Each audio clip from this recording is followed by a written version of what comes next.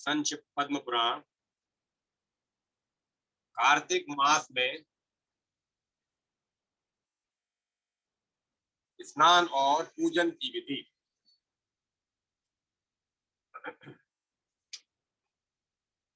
राजा पृथु ने कहा, मुने, आपने कार्तिक और माघ के स्नान का महान फल बतलाया। अब उनमें किए जाने वाले स्नान की विधि और नियमों का भी वर्णन कीजिए।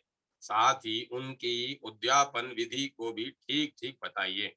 नारद जी बोले, राजन, तुम भगवान विष्णु के अंश से उत्पन्न हुए हो।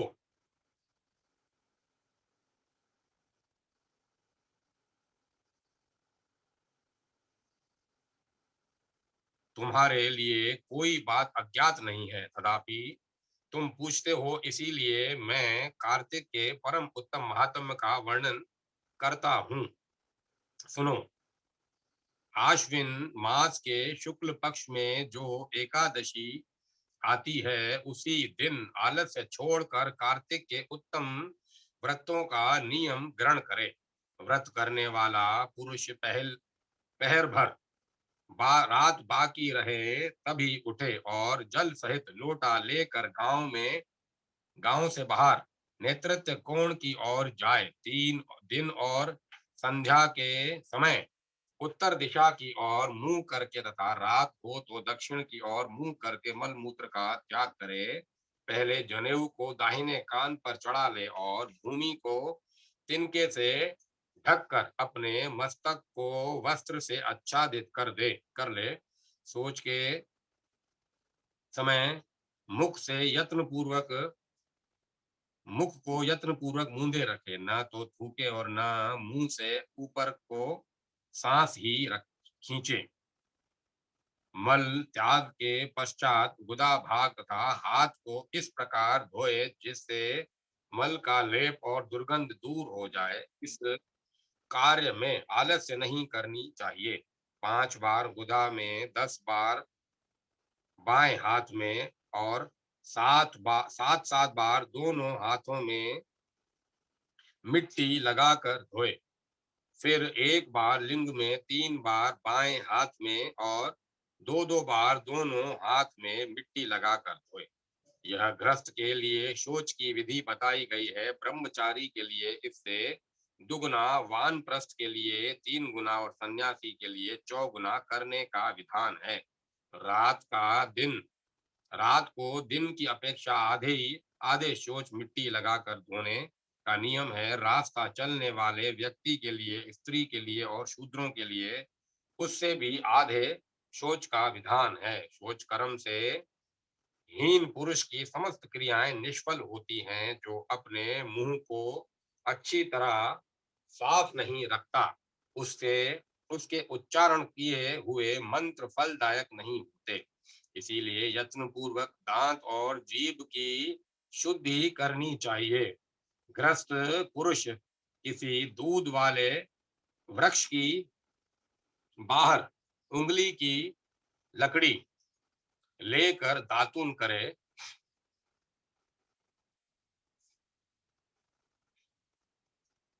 ग्रस्त पुरुष किसी दूध वाले वृक्ष की 12 उंगल की लकड़ी लेकर दातुन करे, किंतु यदि घर में पिता की स्याह तिथि या व्रत हो तो दातुन न करे। दातुन करने के पहले वनस्पति देवता से इस प्रकार प्रार्थना करे, हे वनस्पते, आप मुझे आयु, बल, यश, तेज, संतति, पशु, धन, ब्रह्म ज्ञान और स्मरण शक्ति प्रदान करे। इस मंत्र का उच्चारण करके दातुन से दांत साफ करना चाहिए। प्रतिपदा, अमावस्या, नवमी, षष्ठी, रविवार तथा चंद्रमा और सूर्य के ग्रहण के दिन दातुन नहीं करना चाहिए। व्रत और श्राद्ध के दिन भी लकड़ी की दातुन करना मना है। उन दिनों जल के 12 कुल्ले करके मुख शुद्ध करने का विधान है। कांटेदार वृक्ष कपास, सिंधुवार, ब्रह्म वृक्ष पलाश, बरगद, एरड, रेंड और दुर्गंध युक्त वृक्षों की लकड़ी को दातुन के काम में नहीं लेना चाहिए। फिर स्नान करने के पश्चात भक्ति परायण एवं प्रसन्न चित्त होकर चंदन फूल और तांबूल आदि पूजा की सामग्री ले भगवान विष्णु अथवा शिव के मंदिर में जाए। वहां भगवान को पृथक पृथक पाद्य अर्घ आदि उपचार अर्पण करके स्तुति करे तथा पुनः नमस्कार करके गीत आदि मांगलिक उत्सव का प्रबंध करे। ताल वेणु और मृदंग आदि बाजों के साथ भगवान के सामने नृत्य और गान करने वाले लोगों का भी तांबुल आदि के द्वारा सत्कार करे। जो भगवान के मंदिर में गान करते हैं वे साक्षात विष्णु रूप हैं। कलयुग में किए हुए यज्ञ दान और तप भक्ति से युक्त होने पर ही जगत गुरु भगवान को संतोष देने वाले होते हैं। राजन, एक बार मैंने भगवान से पूछा, देवेश्वर आप कहाँ निवास करते हैं? तो वे मेरी भक्ति से संतुष्ट होकर बोले, नारद, न तो मैं वैकुंठ में निवास करता हूँ और न योगियों के हृदय में। मेरे भक्त जहाँ मेरा गुणगान करते हैं वहीं मैं भी रहता हूँ। नाहं वसामि वैकुंठे योगिना हृदय न वहे मदधा यत्र गायन्ति तत्र तिष्ठामि नारदः। यदि मनुष्य गंध पुष्प आदि के द्वारा मेरे भक्तों का पूजन करते हैं तो उससे मुझे अधिक जितनी अधिक प्रसन्नता होती है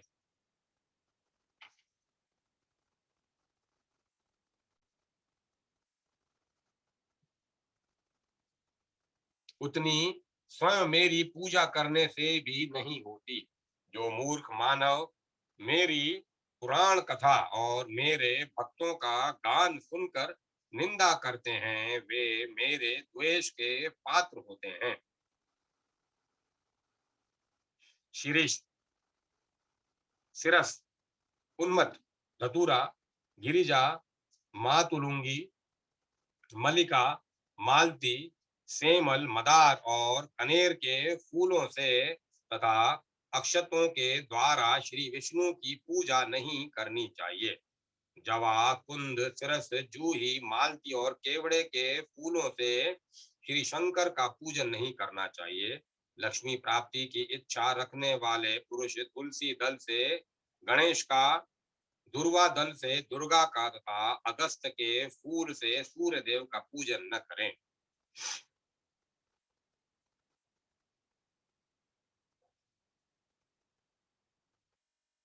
इनके अतिरिक्त जो उत्तम पुष्प हैं वे सदा सब देवताओं की पूजा के लिए प्रशस्त माने गए हैं। इस प्रकार पूजा विधि पूर्ण करके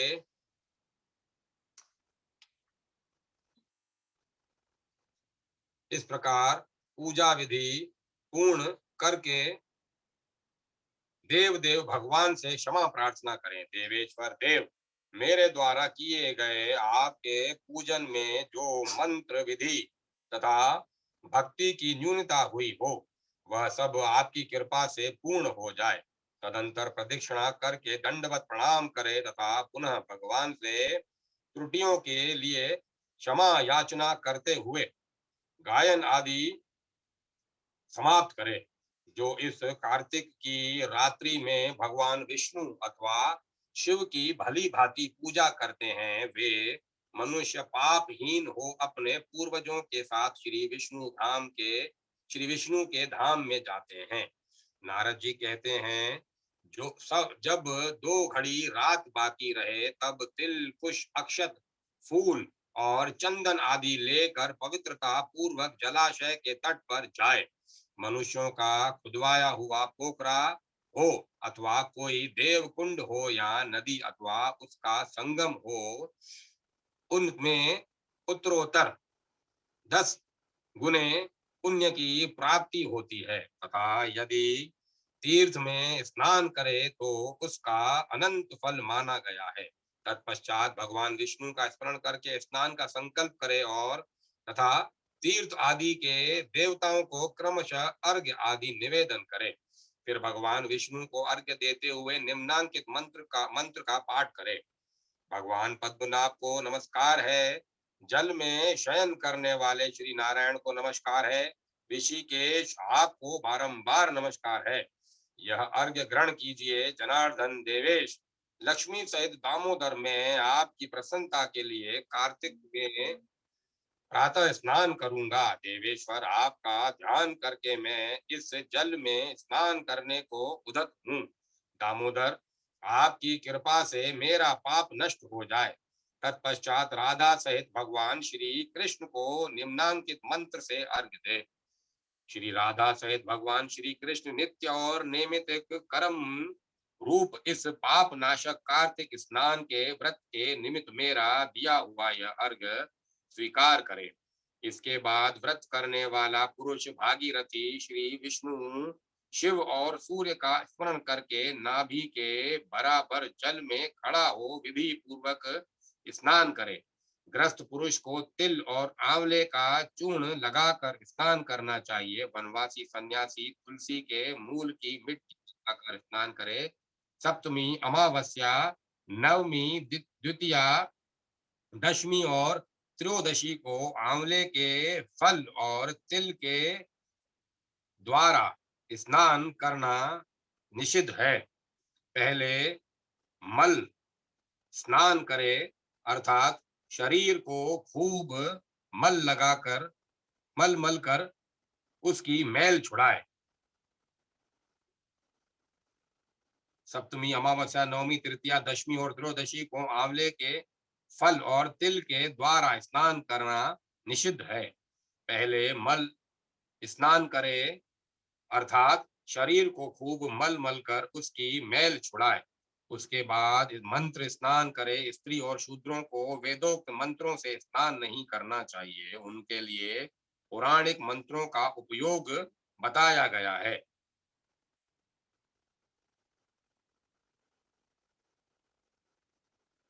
व्रती पुरुष अपने हाथ में पवित्र धारण करके निम्नांकित मंत्रों का उच्चारण करते हुए स्नान करें, जो पूर्व काल में भक्ति पूर्वक चिंतन करने पर देवताओं के कार्य की सिद्धि के लिए 3 स्वरूपों में प्रकट हुए तथा जो समस्त पापों का नाश करने वाले हैं। वे भगवान विष्णु यहाँ कृपा पूर्वक मुझे पवित्र करें। श्री विष्णु की आज्ञा प्राप्त करके कार्तिक का व्रत करने के कारण यदि मुझसे कोई त्रुटि हो जाए तो उसके लिए समस्त देवता मुझे क्षमा करें तथा इंद्र आदि देवता मुझे पवित्र करें। बीज, रहस्य और यज्ञों सहित वेद मंत्र और कश्यप आदि मुनि मुझे सदा ही पवित्र करें। गंगा आदि संपूर्ण नदियां, तीर्थ, मेघ, नद और 7 समुद्र, ये सभी मुझे सर्वदा पवित्र करें। अदिति आदि पतिव्रताएं, यक्ष, सिद्ध, नाग तथा त्रिभुवन की औषधि और पर्वत भी मुझे पवित्र करे। स्नान के पश्चात विधि पूर्वक देवता, ऋषि, मनुष्य, सनकादि तथा पितरों का तर्पण करे। कार्तिक मास में पितृ तर्पण के समय जितने फूलों का उपयोग किया जाता है, उतने ही वर्षों तक पितृ स्वर्ग लोक में निवास करते हैं। तदंतर जल से बाहर निकलकर व्रती मनुष्य पवित्र वस्त्र धारण करे और प्रातः कालोचित नित्य कर्म पूरा करके श्री हरि का पूजन करे। फिर भक्ति से भगवान में मन लगाकर तीर्थों और देवताओं का स्मरण करते हुए पुनः गंध, पुष्प और फल से युक्त अर्घ्य निवेदन करे। अर्घ्य का मंत्र इस प्रकार है। भगवान, मैं कार्तिक मास में स्नान का व्रत लेकर विधि पूर्वक स्नान कर चुका हूँ। मेरे दिए हुए इस अर्घ्य को आप श्री राधिका जी के साथ स्वीकार करें। इसके द्वारा वेद विद्या के पारंगत ब्राह्मणों का गंध, पुष्प और तांबुल के द्वारा भक्ति पूर्वक पूजन करें और बारंबार उनके चरणों में मस्तक झुकावे। ब्राह्मण के दाहिने पैर में संपूर्ण तीर्थ, मुख में वेद और समस्त अंगों में देवता निवास करते हैं, अतः ब्राह्मणों के पूजन करने से इन सबकी पूजा हो जाती है। इसके पश्चात हरिप्रिया भगवती तुलसी की पूजा करें। प्रयाग में स्नान करने, काशी में मृत्यु होने और वेदों के स्वाध्याय करने से जो फल प्राप्त होता है वह सब श्री तुलसी के पूजन से मिल जाता है। अतः एकाग्र चित्त होकर निम्नांकित मंत्र से तुलसी जी की प्रदक्षिणा और नमस्कार करें। हरि प्रिया तुलसी देवी, पूर्व काल में देवताओं ने तुम्हें उत्पन्न किया और मुनीश्वरों ने तुम्हारी पूजा की। तुम्हें बारंबार नमस्कार है, मेरे सारे पाप हर लो। तुलसी देवी की पूजन के पश्चात व्रत करने वाला भक्तिमान पुरुष चित्त को एकाग्र करके भगवान विष्णु की पौराणिक कथा सुने तथा कथा वाचक विद्वान ब्राह्मण अथवा मुनि की पूजा करे। जो मनुष्य भक्ति युक्त होकर पूर्वोक्त संपूर्ण विधियों का भली भांति पालन करता है वह अंत में भगवान नारायण के परम धाम में जाता है। कार्तिक व्रत के नियम और उद्यापन की विधि। नारद जी कहते हैं, राजन, कार्तिक का व्रत करने वाला पुरुषों के कार्तिक का व्रत करने वाले पुरुषों के लिए जो नियम बताए गए हैं उनका मैं संक्षेप में वर्णन करता हूँ, ध्यान देकर सुनो। अन्न दान देना, गौओं को ग्रास अर्पण करना, वैष्णव पुरुषों के साथ वार्तालाप करना तथा दूसरे के दीपक को जलाना या उकसाना, इन सब कार्यों से मनीषी पुरुष धर्म की प्राप्ति बतलाते हैं। अन्नदान देना, गौओं को ग्रास देना और ग्रास अर्पण करना, वैष्णव पुरुषों के साथ वार्तालाप करना तथा दूसरे के दीपक को जलाना या उकसाना, इन सब कार्यों से मनीषी पुरुष धर्म की प्राप्ति बतलाते हैं। बुद्धिमान पुरुष दूसरों दूसरे के अन्न, दूसरे की शैया, दूसरे की निंदा और दूसरे की स्त्री का सदा ही परित्याग करें तथा कार्तिक में तो उन्हें त्यागने की विशेष रूप से चेष्टा करें।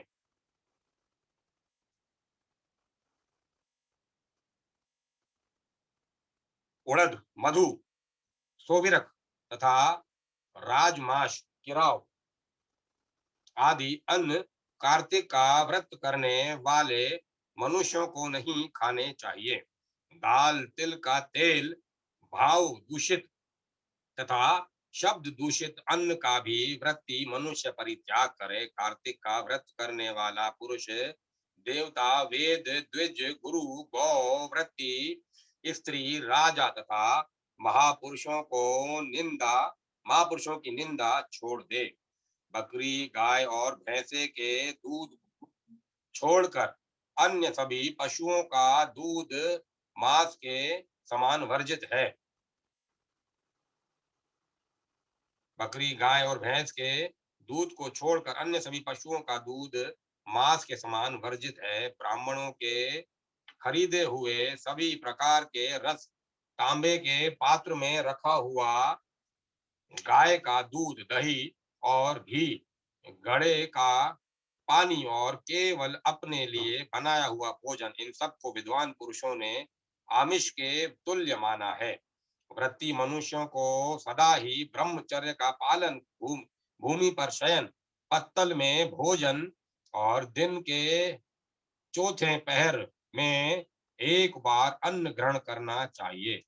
कार्तिक का व्रत करने वाला मानव प्याज, लहसुन, हींग, छत्राक, गोबर छता, गाजर, नालिक, बसिंड, मूली और साग खाना छोड़ दे। लौकी, भाटा, भटा, बैंगन, कोहड़ा, बथुआ, लसुड़ा और केत भी त्याग दे। व्रती पुरुष रजस्वला का स्पर्श न करे। मलेश, प्रतीत, व्रतहीन, ब्राह्मण द्रोही तथा वेद के अनधिकारी पुरुषों से कभी वार्तालाप न करे। इन लोगों ने जिस अन्न को देख लिया हो उस अन्न को भी न खाए। कौओं, का जूठा किया हुआ सूतक युक्त घर का बना हुआ 2 बार पकाया तथा जला हुआ अन्न भी वैष्णव व्रत का पालन करने वाले पुरुषों के लिए अखाद्य है।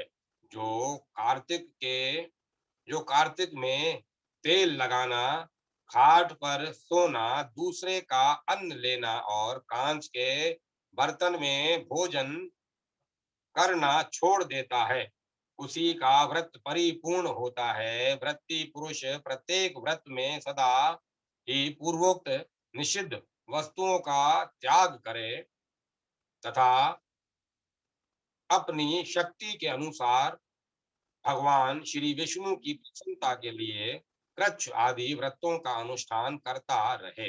गृहस्थ पुरुष रविवार के दिन सदा ही आंवले के फल का त्याग करे। इसी प्रकार माघ में भी व्रती मनुष्य उक्त नियमों का पालन करे और श्री हरि के समीप शास्त्र विहित जागरण भी करे। यथोक्त नियमों के पालन में लगे हुए कार्तिक व्रत करने वाले मनुष्य को देखकर यमदूत उसी प्रकार भागते हैं जैसे सिंह से पीड़ित हाथी। भगवान विष्णु के इस व्रत को 100 यज्ञों की अपेक्षा भी श्रेष्ठ जानना चाहिए, क्योंकि यज्ञ करने वाला पुरुष स्वर्ग लोक को पाता है और कार्तिक का व्रत करने वाला मनुष्य वैकुंठ लोक को, वैकुंठ धाम को, इस पृथ्वी पर भोग और मोक्ष प्रदान करने वाले जितने भी क्षेत्र हैं वे सभी कार्तिक का व्रत करने वाले पुरुष के शरीर में निवास करते हैं। मन, वाणी, शरीर और क्रिया द्वारा होने वाले जो कुछ भी दुष्कर्म या दुख स्वप्न होता है वह कार्तिक व्रत में लगे हुए पुरुष को देखकर तत्काल नष्ट हो जाता है। इंद्र आदि देवता भगवान विष्णु की आज्ञा से प्रेरित होकर कार्तिक का व्रत करने वाले पुरुष की निरंतर रक्षा करते रहते हैं। ठीक उसी प्रकार जैसे सेवक राजा की रक्षा करते हैं, जहाँ सबके द्वारा सम्मानित वैष्णव व्रत का अनुष्ठान करने वाला पुरुष नित्य निवास करता है, वहाँ ग्रह भूत पिशाच आदि नहीं रहते। राजन, अब मैं कार्तिक व्रत के अनुष्ठान में लगे हुए पुरुष के लिए उत्तम उद्यापन विधि का संक्षेप में वर्णन करता हूँ, तुम एकाग्र चित्त होकर सुनो। व्रती मनुष्य कार्तिक शुक्ल पक्ष की चतुर्दशी को व्रत की पूर्ति तथा भगवान विष्णु की प्रसन्नता के लिए उद्यापन करे। तुलसी जी के ऊपर एक सुंदर मंडप बनाए जिसमें 4 दरवाजे बने हों। उस मंडप में सुंदर बंदनावर लगाकर उसे पुष्पमय चंवर से सुशोभित करे। चारों दरवाजों पर पृथक पृथक मिट्टी के 4 द्वारपाल पुण्यशील सुशील जय और विजय की स्थापना करके उन सब का पूजन करे।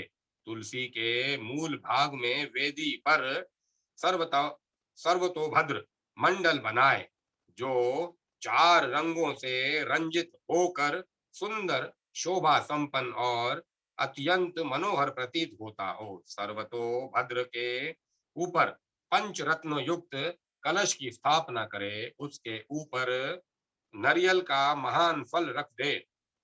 इस प्रकार कलश स्थापित करके उसके ऊपर समुद्र कन्या लक्ष्मी जी के साथ शंख चक्र और गदा धारण करने वाले पीतांबरधारी देवेश्वर श्री विष्णु की पूजा करे।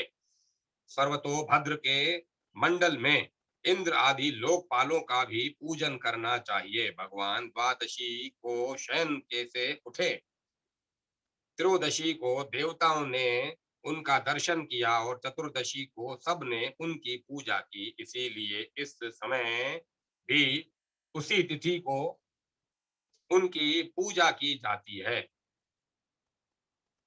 उस दिन शांत और शुद्ध चित्त होकर भक्ति पूर्वक उपवास करना चाहिए तथा आचार्य की आज्ञा से देव देवेश्वर श्री विष्णु की स्वर्णमयी प्रतिमा का षोडशोपचार द्वारा नाना प्रकार के भोज्य पदार्थ प्रस्तुत करते हुए पूजन करना चाहिए। रात्रि में गीत और वाद आदि मांगलिक उत्सवों के साथ भगवान के समीप जागरण करना चाहिए।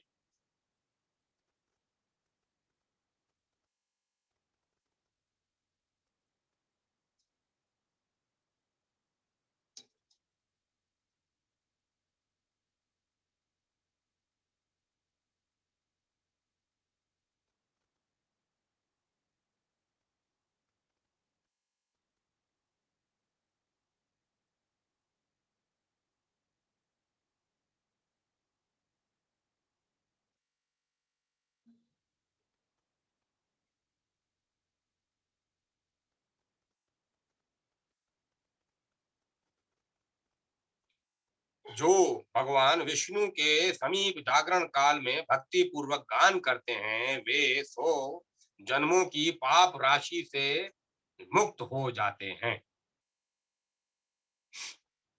भगवान विष्णु के निमित्त जागरण काल में गीत वाद करने वाले तथा सहस्त्र गोदान करने वालों को भी समान फल की ही प्राप्ति बतलाई गई है। जो रात्रि में वासुदेव के समक्ष जागरण करते समय भगवान विष्णु के चरित्रों का पाठ करके वैष्णव पुरुषों का मनोरंजन करता है तथा मनमानी बातें नहीं करता, उसे प्रतिदिन कोटि तीर्थों के सेवन के समान पुण्य प्राप्त होता है।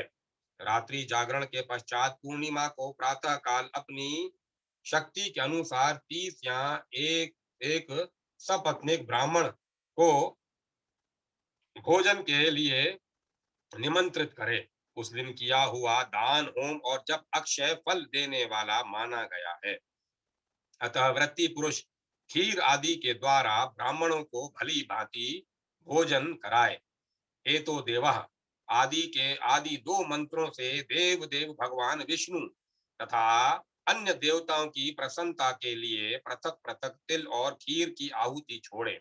फिर यथो शक्ति दक्षिणा दे, उन्हें प्रणाम करे। इसके बाद भगवान विष्णु देवगण तथा तुलसी का पुनः पुनः पूजन करे। कपिला गाय की विधि पूर्वक पूजा करे और व्रत का उपदेश करने वाले सपत्नीक आचार्य का भी वस्त्र और आदि आभूषणों आदि के द्वारा पूजन करे। अंत में सब ब्राह्मणों से क्षमा प्रार्थना करे। विप्रवरों, आप लोगों की कृपा से देवेश्वर भगवान विष्णु मुझ पर प्रसन्न सदा प्रसन्न रहें। मैंने गत 7 जन्मों में जो पाप किए हों वे सब इस व्रत के प्रभाव से नष्ट हो जाएं। प्रतिदिन भगवान के पूजन से मेरे संपूर्ण मनोरथ सफल हों तथा इस देह का अंत होने पर मैं अत्यंत दुर्लभ वैकुंठ धाम को प्राप्त करूं। इस प्रकार क्षमा याचना करके ब्राह्मणों को प्रसन्न करने के पश्चात उन्हें विदा करे और गौ सहित भगवान विष्णु की स्वर्णमयी प्रतिमा आचार्य को दान कर दे। तत्पश्चात भक्त पुरुष सुहृदों सुहृदों और गुरुजनों के साथ स्वयं भी भोजन करे। कार्तिक का या माघ उसके लिए कार्तिक हो या माघ, इसके लिए ऐसी ही विधि बताई गई है। जो मनुष्य इस प्रकार कार्तिक के उत्तम व्रत का पालन करता है वह निष्पाप एवं मुक्त होकर भगवान विष्णु की समीपता प्राप्त करता है।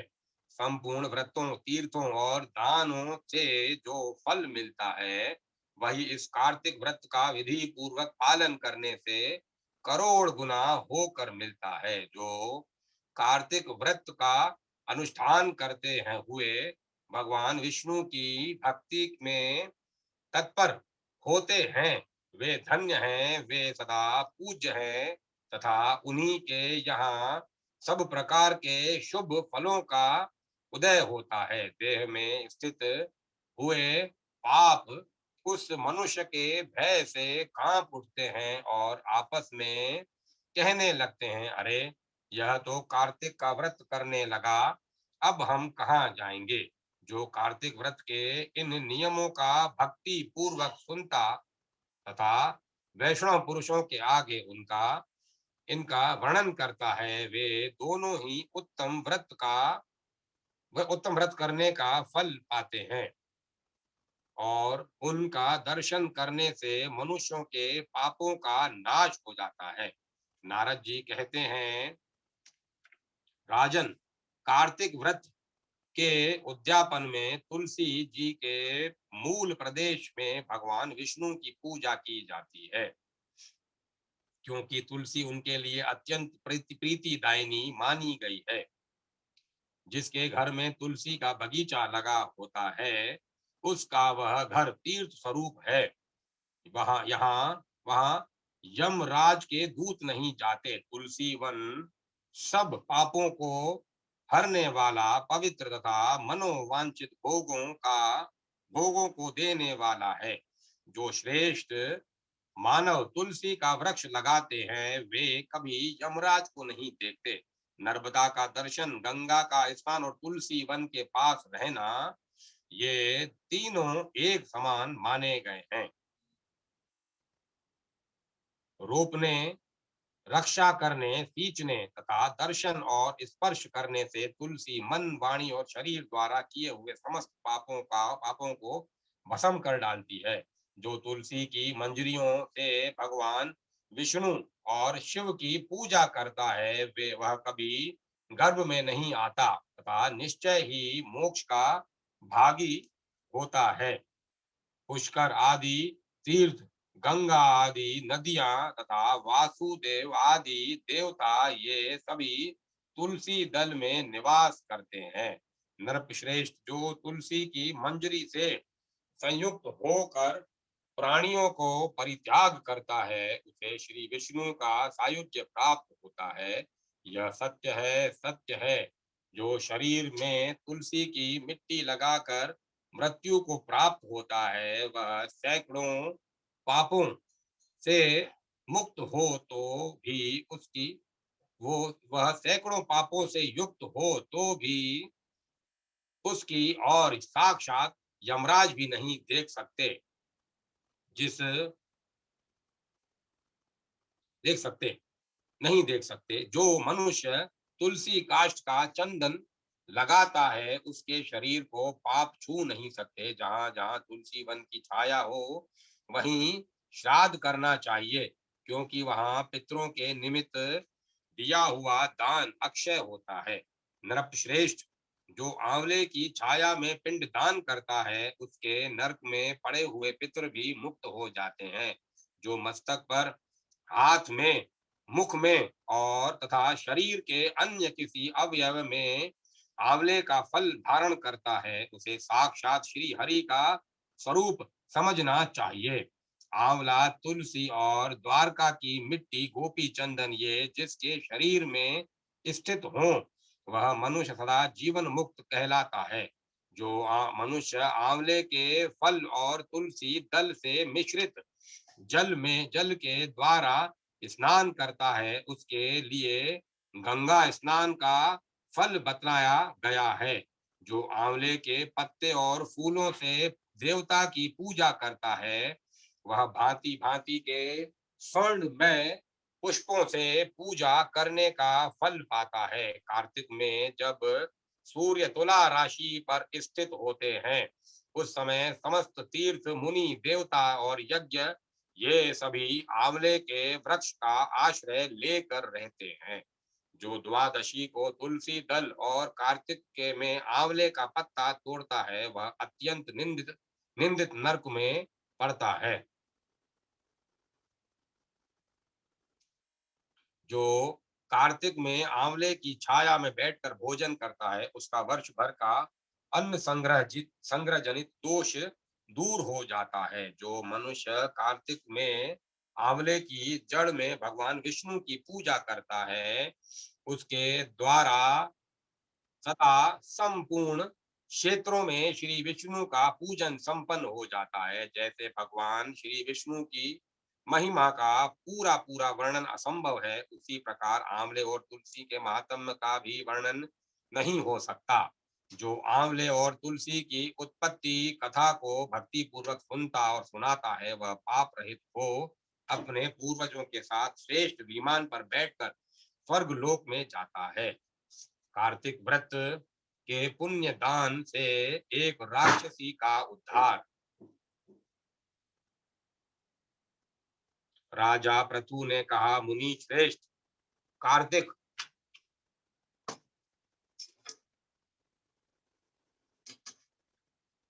मुनि श्रेष्ठ, कार्तिक का व्रत करने वाले पुरुष के लिए जिस महान फल की प्राप्ति बताई गई है उसका वर्णन कीजिए।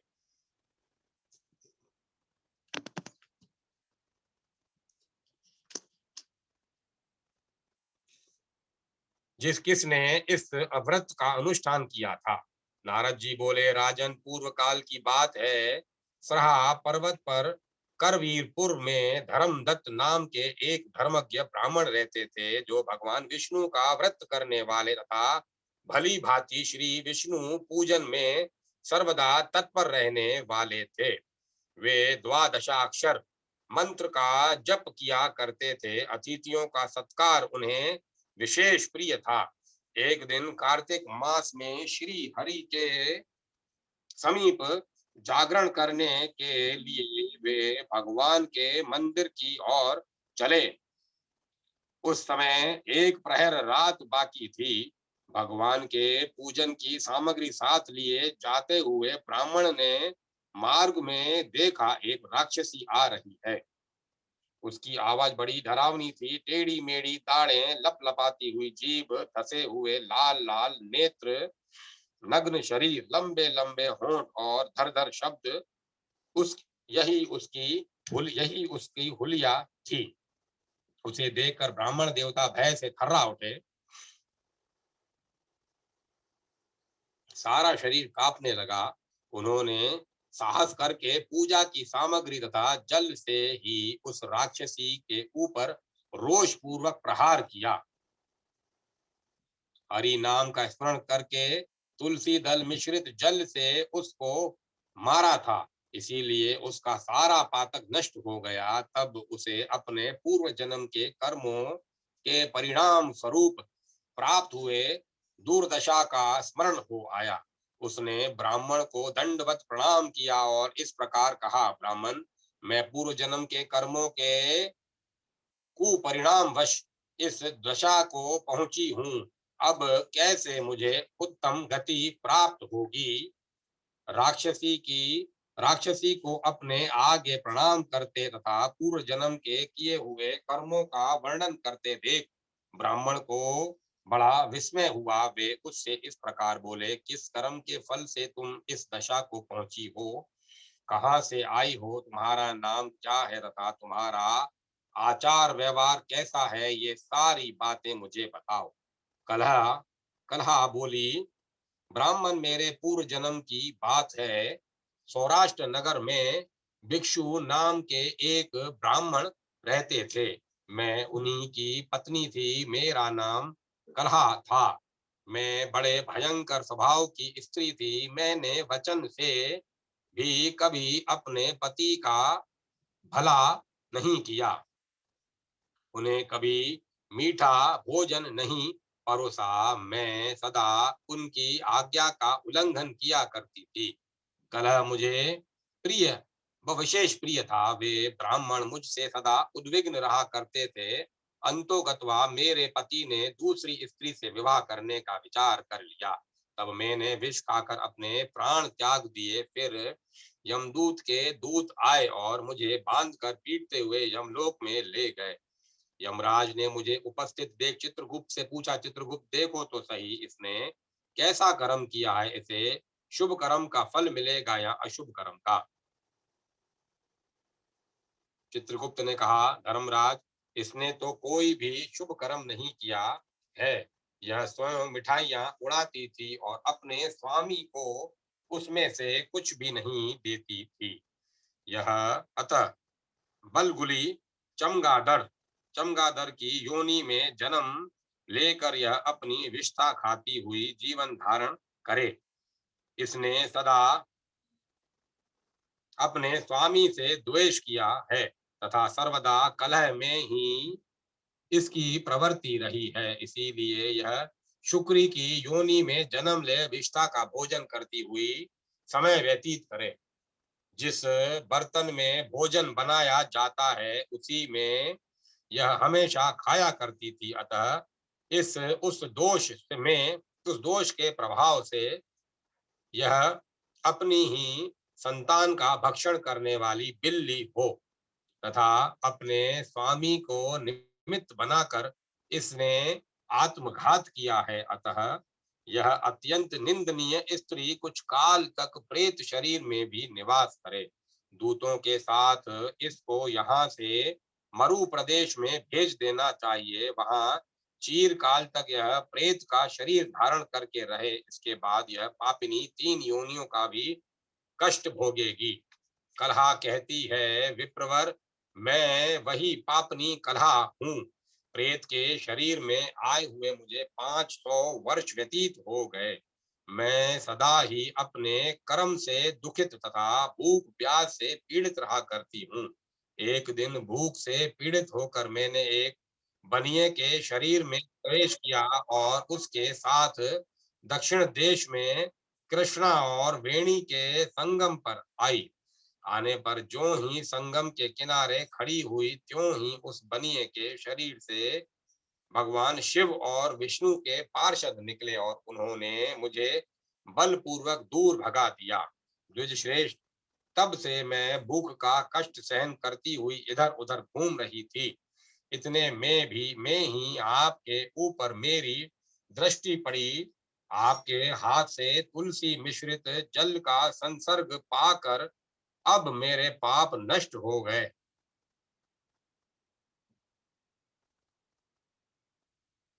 विप्रवर, मुझ पर कृपा कीजिए और बताइए, मैं इस प्रेत शरीर से और भविष्य में प्राप्त होने वाले भयंकर 3 योनियों से किस प्रकार मुक्त होंगी। नारद जी कहते हैं, कलहा के ये वचन सुनकर द्विज श्रेष्ठ धर्मदत्त को उसके कर्मों का परिणाम का विचार करके बड़ा विस्मय और दुख हुआ। उसकी ग्लानि देखकर उसका हृदय करुणा से द्रवित हो उठा। वे बहुत देर तक सोच विचार कर खेद के साथ बोले। धर्मदत्त ने कहा, तीर्थ, दान और व्रत आदि शुभ साधनों के द्वारा पाप नष्ट होते हैं, किंतु तुम इस समय प्रेत के शरीर में स्थित हो। अतः इन शुभ कर्मों में तुम्हारा अधिकार नहीं है। तथापि तुम्हारी ग्लानि देखकर मेरे मन में बड़ा दुख हो रहा है। तुम दुखिनी हो, तुम्हारा उद्धार किए बिना मेरे चित्त को शांति नहीं मिलेगी। अतः मैंने जन्म से लेकर आज तक जो कार्तिक व्रत का अनुष्ठान किया है उसका आधा पुण्य लेकर तुम उत्तम गति को प्राप्त हो। यूं कहकर धर्मदत्त ने द्वादशाक्षर मंत्र का वश्रण श्रवण कराते हुए तुलसी मिश्रित जल से जो ही उसका अभिषेक किया त्यों ही वह प्रेत शरीर से मुक्त हो दिव्य रूप धारणी देवी हो गई। द्वादशाक्षर मंत्र। ओम नमो भगवते वासुदेवाय। ओम नमो भगवते वासुदेवाय। ओम नमो भगवते वासुदेवाय। धधकती हुई आग की ज्वाला के समान तेजस्विनी दिखाई देने लगी। लावण्य से तो वह ऐसी जान पड़ती थी मानो साक्षात लक्ष्मी हो। तदंतर जिस उसने भूमि पर मस्तक टेक कर ब्राह्मण देवता को प्रणाम किया और आनंद विभोर हो गदगद वाणी से मैं कहा, द्विज श्रेष्ठ, आपकी कृपा से मैं नर्क से छुटकारा पा गई। मैं पाप के समुद्र में डूब रही थी। आप मेरे लिए नौका के समान हो गए। इस प्रकार ब्राह्मणों से वार्तालाप कर ही रही थी कि आकाश से एक तेजस्वी विमान उतरता दिखाई दिया और वह श्री विष्णु के समान रूप धारण करने वाले पार्षदों से युक्त था। पास आने पर विमान के द्वारा खड़े हुए पुण्यशील और सुशील नामक पार्षदों ने इस देवी को विमान पर चढ़ा लिया। उस समय उस विमान को देखकर धर्मदत्त को बड़ा विस्मय हुआ। उन्होंने श्री विष्णु रूपधारी पार्षदों का दर्शन करके उन्हें साष्टांग प्रणाम किया। ब्राह्मण को प्रणाम करते देख पुण्यशील और सुशील ने उन्हें उठाया और उनकी प्रशंसा करते हुए यह धर्म युक्त वचन कहा। दोनों पार्षद बोले, द्विज श्रेष्ठ, तुम्हें धन्यवाद है, क्योंकि तुम सदा भगवान श्री विष्णु की आराधना में संलग्न रहते हो। दीनों पर दया करने का तुम्हारा स्वभाव है। तुम धर्मात्मा और श्री विष्णु व्रत का अनुष्ठान करने वाले हो। तुमने बचपन से लेकर अब तक जो कल्याण में कार्तिक का व्रत किया, उसके आधे का दान करके दुगना पुण्य प्राप्त कर लिया। तुम बड़े दयालु हो।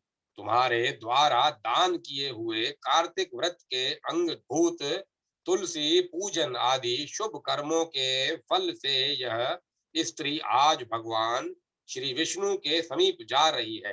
तुम भी इस शरीर का अंत होने पर अपनी दोनों पत्नियों के साथ भगवान श्री विष्णु के वैकुंठ धाम में जाओगे और उन्हीं के समान रूप धारण करके सदा उनके समीप निवास करोगे।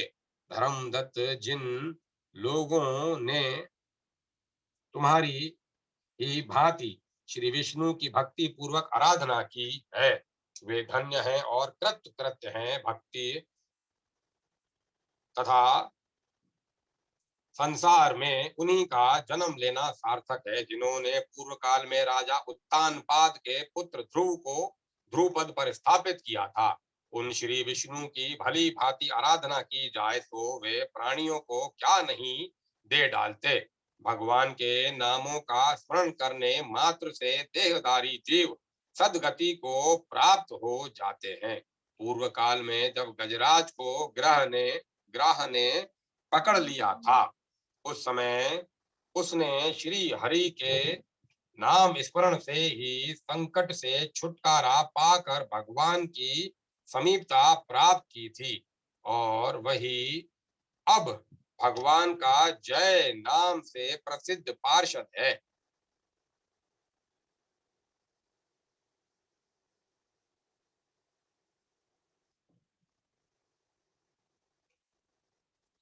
तुमने भी श्री हरि की आराधना की है, अतः वे तुम्हें अपने समीप अवश्य स्थान देंगे। कार्तिक महात्म्य के प्रसंग में राजा चोल और विष्णुदास की कथा। नारद जी कहते हैं, इस प्रकार श्री विष्णु पार्षदों के वचन सुनकर धर्मदत्त को बड़ा आश्चर्य हुआ। वे उन्हें साष्टांग प्रणाम करके बोले, प्राय सभी लोग भक्तों का कष्ट दूर करने वाले श्री विष्णु की यज्ञ, दान, व्रत, तीर्थ सेवन और तपस्याओं के द्वारा विधि पूर्वक आराधना करते हैं। उन समस्त साधनों में कौन सा ऐसा साधन है जो श्री विष्णु को प्रीति कारक तथा उनके सामीप्य की प्राप्ति कराने वाला है? किस साधन का अनुष्ठान करने से उपयुक्त सभी साधनों का अनुष्ठान स्वतः हो जाता है? दोनों पार्षदों ने कहा, ब्राह्मण, तुमने बहुत उत्तम बात पूछी है। अब एकाग्र चित्त होकर सुनो। हम इतिहास सहित प्राचीन वृतांतों का वृतांत का वर्णन करते हैं। पहले कांचीपुरी में चोल नामक एक चक्रवर्ती राजा हो गए हैं। उनके अधीन जितने देश थे वे भी चोल नाम से ही विख्यात हुए। राजा चोल जब इस भूमंडल का शासन करते थे, उस समय कोई भी मनुष्य दरिद्र, दुखी, पाप में मन वाला अथवा रोगी नहीं था।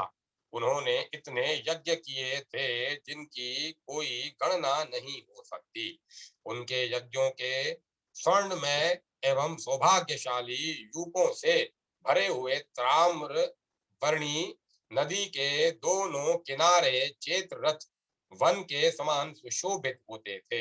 एक समय की बात है, राजा चोल अनंत शयन नामक तीर्थ में गए, जहाँ जगदीश्वर श्री विष्णु योग निद्रा का आश्रय ले सो रहे थे। वहां लक्ष्मी रमण भगवान श्री विष्णु के दिव्य विग्रह कि राजन ने विधि पूर्वक पूजा की। मणि, मोती तथा स्वर्ण से बने हुए सुंदर फूलों से पूजन पूजन करके उन्होंने उन्होंने भगवान को साष्टांग प्रणाम किया।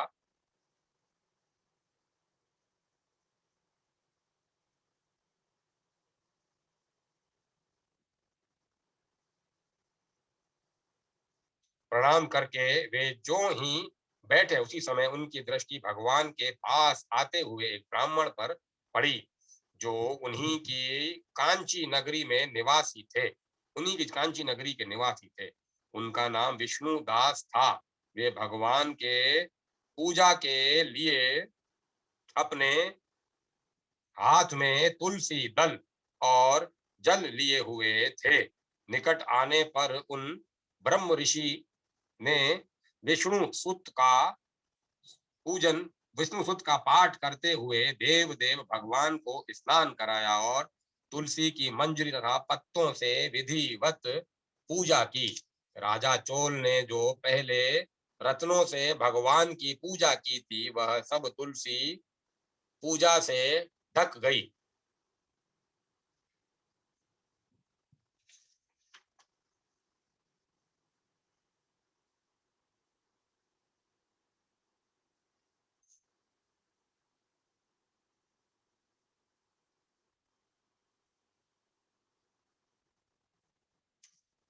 यह देख राजा कुपित होकर बोले, विष्णुदास, मैंने मणियों तथा स्वर्णों से भगवान की पूजा की थी।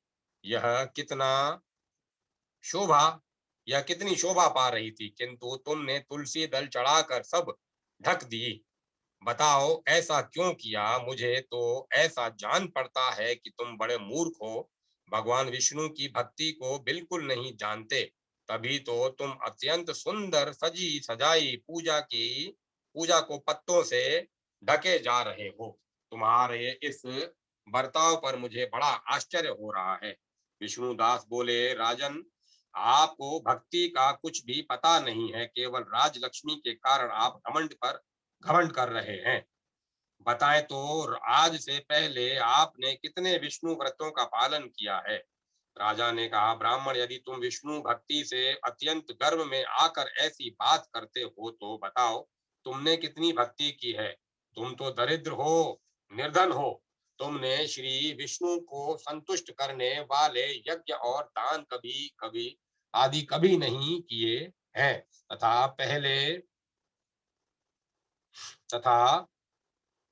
पहले कहीं कोई देवालय भी नहीं बनवाया है। ऐसी दशा में भी तुम्हें अपनी भक्ति का इतना घमंड है। अच्छा, तो आज से यहाँ जितने भी श्रेष्ठ ब्राह्मण उपस्थित हैं, वे सभी कान खोलकर मेरी बात सुन लें। देखना है मैं पहले भगवान विष्णु का दर्शन पाता हूँ या यह। इससे लोगों को स्वयं ही ज्ञात हो जाएगा कि हम दोनों में से किसने कितनी भक्ति की है। दोनों पार्षद बोले, ब्राह्मण, यह कहकर राजा चोल अपने राजभवन को चले गए।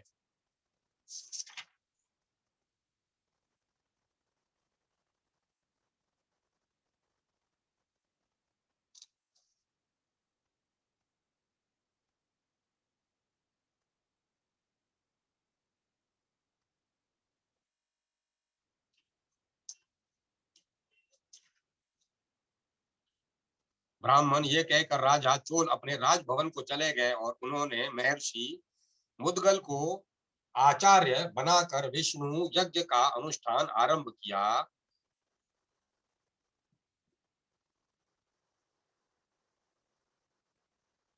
जिसमें बहुत से ऋषियों का समुदाय एकत्रित हुआ। बहुत सा अन्न खर्च किया गया और प्रचुर दक्षिणा बांटी गई। जैसे पूर्व काल में गया क्षेत्र के भीतर ब्रह्मा जी ने समृद्धिशाली यज्ञ का अनुष्ठान किया था, उसी प्रकार राजा चोल ने भी महान यज्ञ आरंभ किया। उधर विष्णु दास जी भी वही वहीं भगवान के मंदिरों में ठहर गए और श्री विष्णु को संतुष्ट करने वाले शास्त्रोक्त शास्त्रोक्त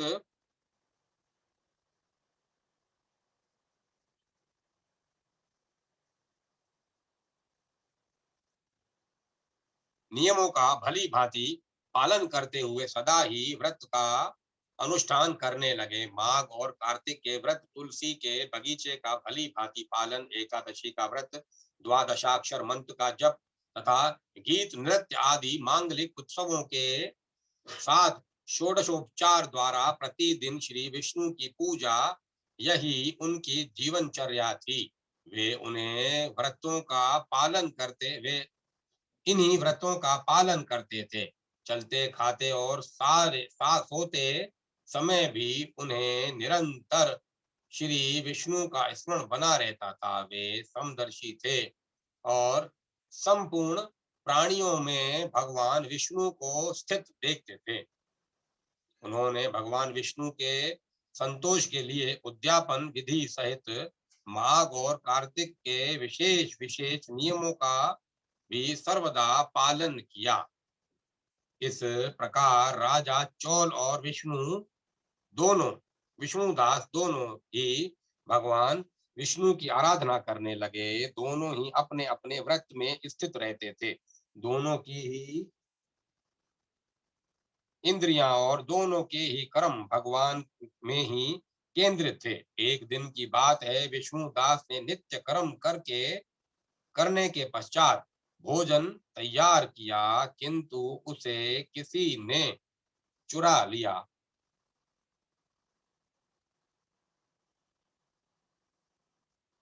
चुराने वाले पर किसी की दृष्टि नहीं पड़ी। विष्णुदास ने देखा भोजन गायब है। फिर तो उन्होंने दोबारा भोजन नहीं बनाया, क्योंकि ऐसा करने पर सायंकाल की पूजा के लिए अवकाश नहीं मिलता। अतः प्रतिदिन के नियम में के भंग हो जाने का भय था। दूसरे दिन उसी समय भोजन बनाकर वे ज्यों ही भगवान विष्णु को भोग लगाने के लिए गए, त्यों ही कोई आकर फिर सारा भोजन हड़प ले गया। इस प्रकार लगातार 7 दिनों तक कोई आकर उसके भोजन का अपहरण करता रहा। इससे विष्णुदास को बड़ा विस्मय हुआ। वे मन ही मन इस प्रकार विचार करने लगे, यह बहुत अहो यह कौन प्रतिदिन आकर मेरी रसोई चुरा ले जाता है। मैं क्षेत्र संन्यास ले चुका हूं, अतः अब किसी तरह इस स्थान का परित्याग नहीं कर सकता। यदि दोबारा बनाकर भोजन करूं तो सायंकाल की यह पूजा कैसे छोड़ दूं। कोई सा भी पाक बनाकर मैं तुरंत भोजन तो करूंगा ही नहीं, क्योंकि जब तक सारी सामग्री भगवान विष्णु को निवेदन न कर लूं तब तक मैं भोजन नहीं करता। प्रतिदिन उपवास करने से मैं इस व्रत की समाप्ति तक जीवित कैसे रह सकता हूं। अच्छा, अब आज मैं रसोई की भली भांति रक्षा करूंगा।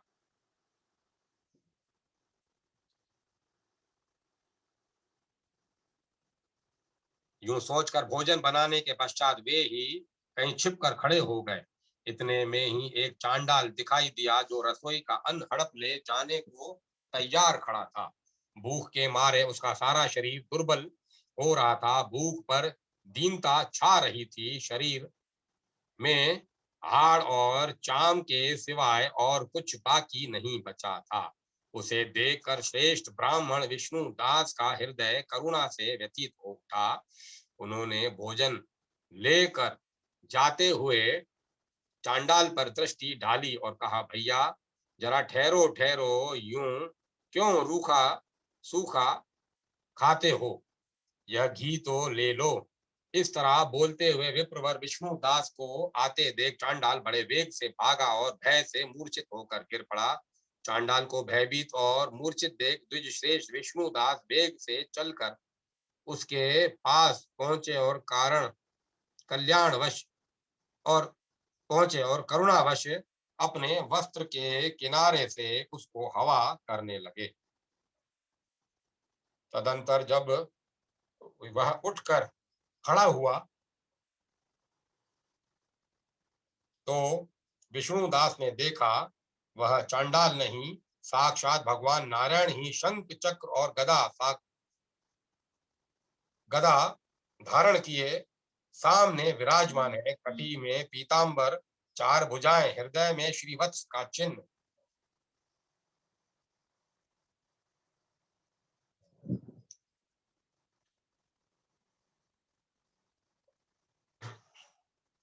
तथा मस्तक पर किरीट शोभा पा रहे हैं। अलसी के फूल की भांति श्याम सुंदर शरीर और कौस्तुभ मणि से जगमगाते हुए वक्ष स्थल की अपूर्व शोभा हो रही है।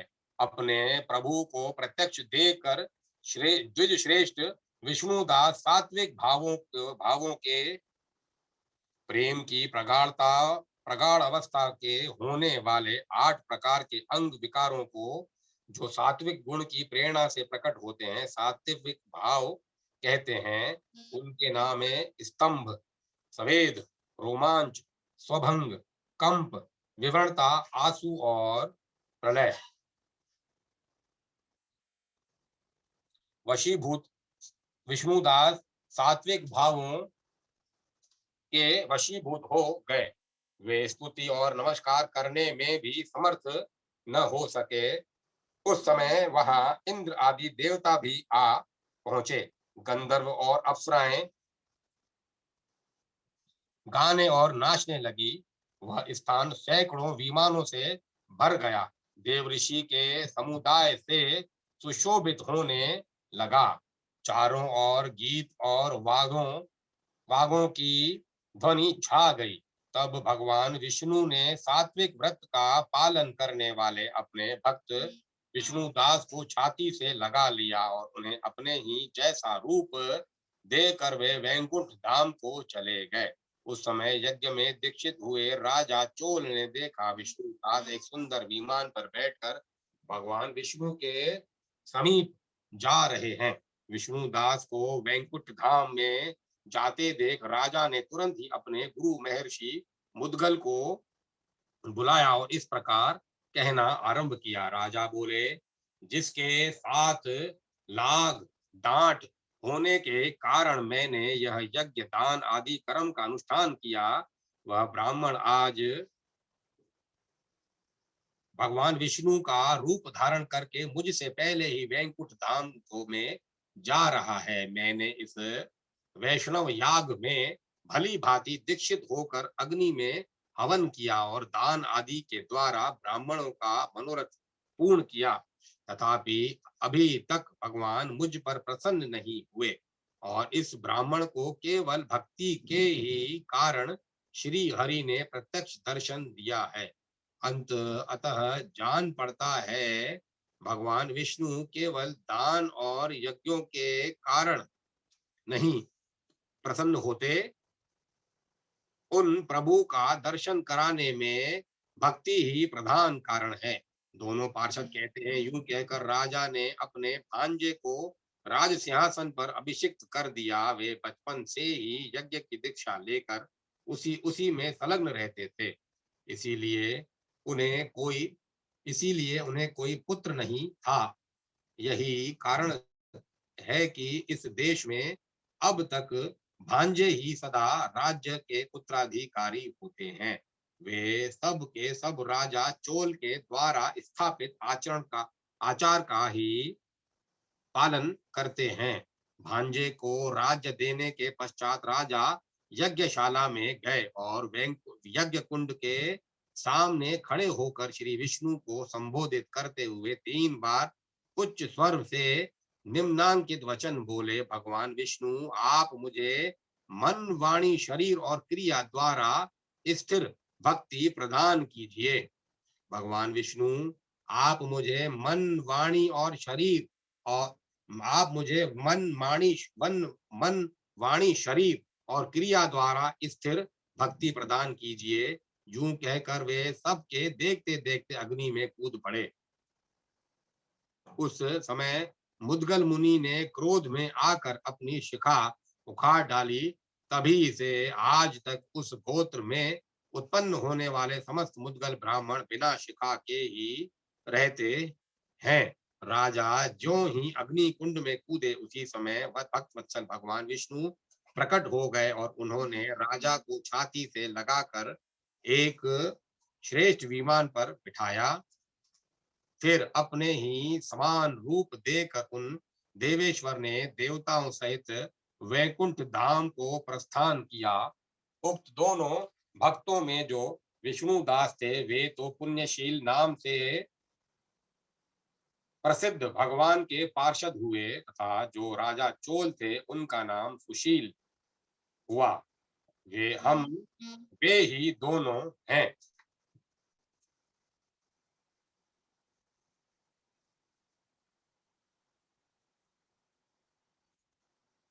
हम वे ही दोनों हैं। लक्ष्मी जी के प्रियतम श्री हरि ने हमें अपने समान रूप देकर अपना द्वारपाल बना लिया है। इसीलिए धर्मज्ञ ब्राह्मण, तुम भी सदा भगवान विष्णु के व्रत में स्थित रहो। मात्सर्य और दंभ का परित्याग करके सर्वत्र समान दृष्टि रखो। तुला, मकर और मेष की संक्रांति में सदा प्रातः स्नान किया करो। एकादशी के व्रत में लगे रहो तथा और तुलसी तुलसी वन की रक्षा करते रहो। ब्राह्मणों, गौओं तथा वैष्णवों की सदा ही सेवा करो। मसूर, कांजी और बैंगन खाना छोड़ दो। धर्मदत्त, ऐसा करने से तुम भी शरीर का अंत होने पर श्री विष्णु के परम पद को प्राप्त करोगे। जैसे हम लोगों ने भगवान की भक्ति की है, उन्हें पाया है, उसी प्रकार तुम भी उन्हें प्राप्त कर लोगे। तुमने जन्म से लेकर अब तक जो श्री विष्णु को संतुष्ट करने वाला यह व्रत किया है,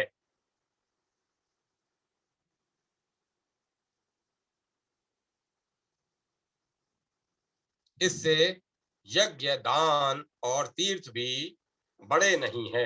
विप्रवर, तुम धन्य हो, क्योंकि तुमने जगत गुरु भगवान श्री विष्णु को प्रसन्न करने वाले इस व्रत का अनुष्ठान किया है, जिसके एक भाग का पुण्य पाकर ही प्रेत योनि से में पड़ी हुई कलह मुक्त हो गई।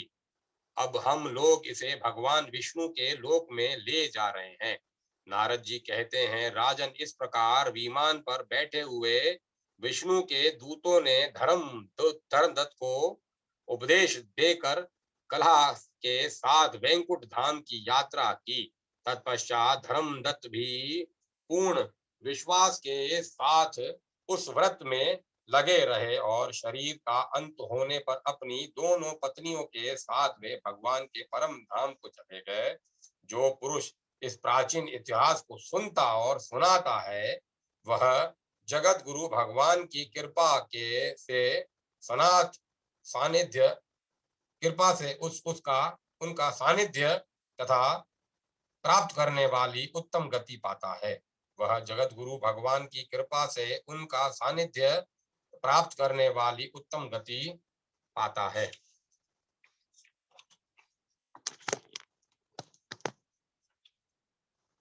पुण्यात्माओं के संसर्ग से पुण्य की प्राप्ति प्रसंग में धनेश्वर ब्राह्मण की कथा, अब मैं कथा को विराम देता हूँ। कल इसका धनेश्वर ब्राह्मण की कथा का आनंद लेंगे।